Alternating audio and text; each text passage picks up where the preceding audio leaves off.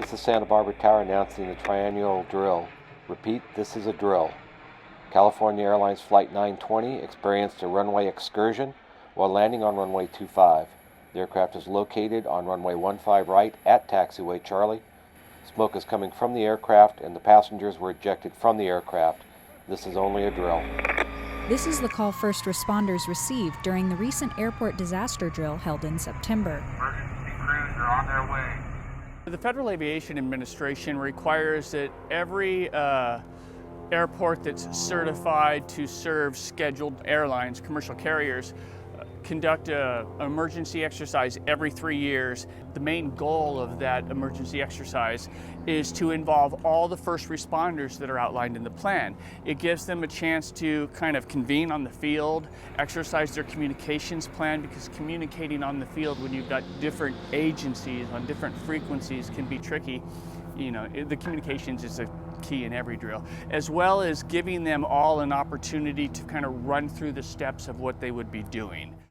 During these triennial drills, various agencies such as Airport Patrol, Fire, Police, Airport Operations, and medical personnel are all able to practice strategic and tactical response capabilities in a risk-reduced environment. In this scenario, an MTD bus was used to act as the damaged aircraft. It's important to have multiple agencies there because a disaster just doesn't hit one type of an entity. So even if we have a fire, it's not just fire, it's law enforcement, it's public works. There's a lot of other agencies that are involved, including environmental health.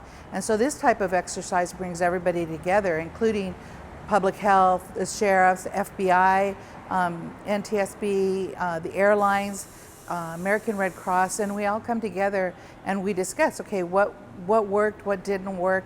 And if you don't get those buy-ins and know how we're going to work together when the real incident happens, that's the wrong time to start shaking hands and finding out who's going to be at the table.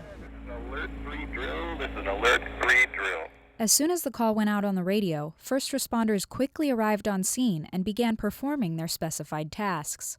Initially, air traffic control announces the drill on a crash phone, which comes to several different parties. It comes to the SOC, our Security Operations Center, City Police, the fire station, and they all respond in different methods. Fire is responding to put out the fire, to respond to the victims, and patrol also is basically sizing up the scene, making sure it's secure, and they also started responding to victims.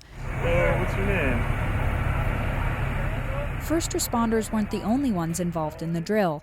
Nearly 100 volunteers also participated, acting as both victims of the aircraft accident and distraught friends and family. Each airport is required by the federal government to just open up a reception area for these distraught families of victims or potential victims. So we work with the Red Cross and the airline, and we also exercise that. It's going on while the drill's going on. We have actors that have volunteered to be distraught relatives. We give them a list of typical symptoms that these people would show, and they pick a couple and work on them and go into our reception area in the terminal that we open up once we get word that the accident has occurred. And they work with Red Cross and airline staff to just practice that a little bit because, you know, that's a difficult scenario. There's no answers for those people initially, so you just try to comfort them and provide them some food and beverage. For those acting as victims, realistic makeup, or moulage, was used to simulate real-life wounds that first responders had to both identify and treat. As victims, we tried to throw a lot at them and, be confused, maybe not always forthcoming about our injuries, not just saying, I'm having a heart attack, but saying, my hand is tingling, my chest feels tight, things like that. So making sure that they have to keep their head on a swivel and be ready for any new circumstances. The purpose of these drills is to assess preparedness and identify areas for improvement. That's why after each drill, the participating agencies meet to discuss what worked well and what can be done better.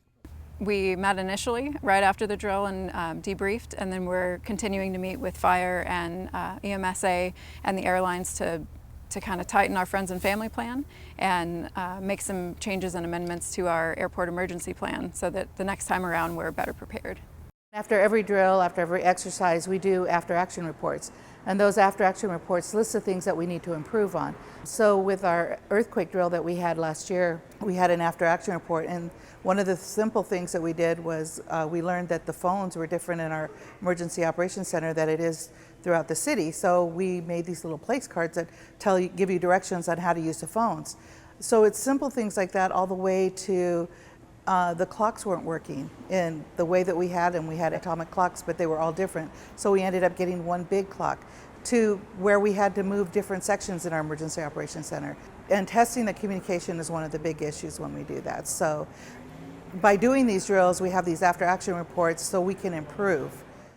Hopefully, this type of training will only be used in practice scenarios. But in the event there is a real-life emergency, our first responders will be ready.